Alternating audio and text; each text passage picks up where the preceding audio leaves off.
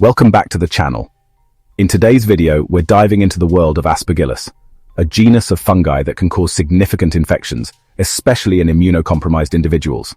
Let's break down everything you need to know, from how Aspergillus grows to its clinical presentation and how it's treated. Aspergillus is a genus of mold that consists of over 250 species. The most notable species that cause infections in humans include Aspergillus fumigatus, Aspergillus flavus, and Aspergillus niger. These molds are ubiquitous in the environment, found in soil, decaying plant matter, and even in indoor environments. They release airborne conidia, or spores, which are easily inhaled. Once inhaled, these spores can cause respiratory infections, particularly in individuals with weakened immune systems or underlying lung diseases. The most common infection caused by Aspergillus is aspergillosis, which can present as allergic bronchopulmonary aspergillosis, ABPA, chronic pulmonary aspergillosis, CPA, or invasive aspergillosis, IA. Among these, invasive aspergillosis is the most serious, often affecting the lungs but potentially spreading to other organs. Symptoms include fever, chest pain, coughing, and difficulty breathing, with immunocompromised individuals at higher risk. In the lab, Aspergillus species are cultured on agar, typically Saburod dextrose agar, or agar with chloramphenicol, to suppress bacterial growth. The colonies of Aspergillus are often characterized by a velvety texture and a range of colors, including green, yellow, or black, depending on the species.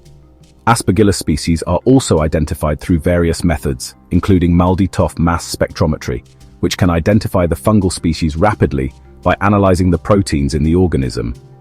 This method has significantly improved the accuracy and speed of identification compared to traditional culture techniques.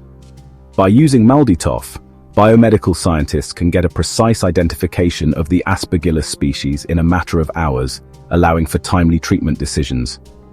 Under the microscope, Aspergillus species appear as branching hyphal structures with septations. In invasive aspergillosis, these hyphae penetrate host tissues, leading to tissue necrosis and inflammation. Treatment for Aspergillus infections typically involves antifungal medications. For non-invasive forms, oral azoles like itraconazole or voriconazole are used. For invasive aspergillosis, intravenous drugs such as amphotericin B or newer azoles like posaconazole are often required. In severe cases, surgical intervention may also be necessary to remove infected tissue.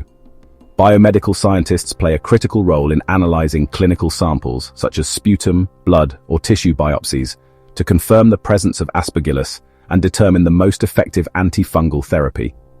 Their work in identifying the pathogen ensures that the patient receives the correct treatment tailored to the specific species involved. That's a wrap on Aspergillus.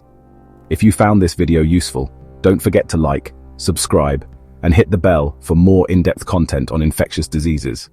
Stay safe and see you in the next video.